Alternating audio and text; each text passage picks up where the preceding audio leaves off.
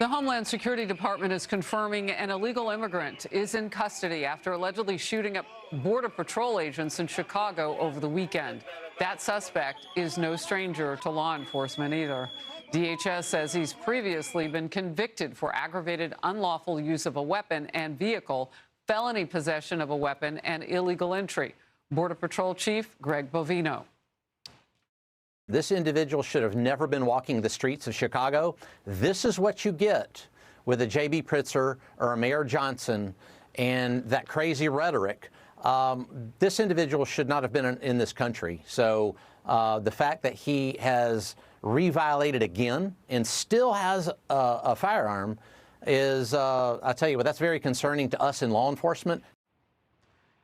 In the chaos after that shooting, protesters turned violent, attacking and ramming Border Patrol vehicles with other cars. And Focus Now, Todd Lyons, acting ICE Director. I tell you, the chapter after chapter of this gets increasingly worse. What is happening on the ground right now? Thanks, Harris. Yeah, it is getting worse, and that's the hard part for us, right? Is because we can plan for every contingency, but now we have people actively shooting at the men and women of ICE, the men and women of Border Patrol. And it's, to the Chief's point, this rhetoric is just ramping up and it's not cutting back. So you have a shooting, and then people are upset that they missed the Border Patrol, and now they're going to start throwing rocks and paint cans and rioting. It's absolutely ridiculous what's going on in Chicago.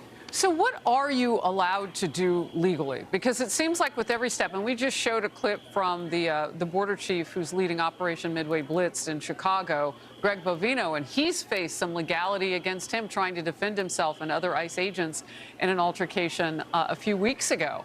And so what is the ground that you stand on now that says we'll hold it? Harris, I think the big thing is that we keep doing our mission. We keep going out there every day, right? We're not going to be stopped by these anarchists, pretty much, right? These violent protesters that are protesting a law enforcement mission.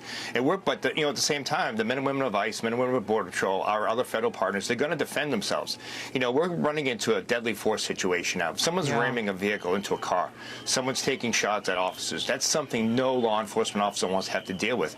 But we still have to do our mission, but we have to protect ourselves. Yeah, I wrote that down, running into a deadly force situation. I've heard you say that about the vehicles, but now you're talking about gunshots and all sorts of violence that's out there. I know ICE has said it's arrested more than 1,500 illegal aliens in the Houston area, and the ICE field director there says the 10-day operation took the worst of the worst off the streets. So that is progress. Criminals who gave residents, quote, the nightmares and PTSD that come with being a victim of violent crime. That's a quote. Among those arrested, child predators with prior convictions for violence and sexual offenses. And some of them had been previously deported. How do you even speak to the big job that you have to do? And you are doing it, but there's so much of it at this point. Are you finding more, or is this what you anticipated? We knew that there were so many criminal illegal aliens out there. We knew we were going to have a big task ahead of us. But really, honestly, Secretary Noem has given us all the resources that we need. Our federal partners are stepping up. Yeah, we're going to complete the president's mission. One thing, Harris, you talked about those ones we arrested. There was one gentleman in there that was wanted for murder in his home country and was convicted of impregnating his own sister here in the United States. So, law enforcement, like in Texas, the Texas government, they want to help us. They helped us during this 10-day operation. And look, 10 days, we got over 1,500 criminal aliens off the street. So when we do have elected officials or this violent rhetoric that says we're not out arresting the worst of the worst, I tell them to look at Texas. Look at what True Partnership did. We got the worst of the worst off the street with the help of state, local, and other federal partners.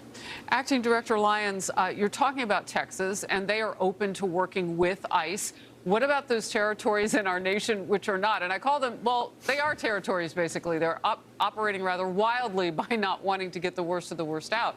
I mean, how bad is it where they are that they fight back against you to get those people out? It really is sad, right? You point out sanctuary jurisdictions. You look at Massachusetts. You look at a city like Boston. You look at New York City, the state of New York. I don't understand when we go to other law enforcement agencies or to elected officials and say, hey, look at our success. Look at the criminal aliens, these violent predators we can take off your street. But they want to hide and harbor these illegal aliens, number one, that aren't supposed to be here in the first place, that but have committed heinous crimes, yet they want to stand beside them.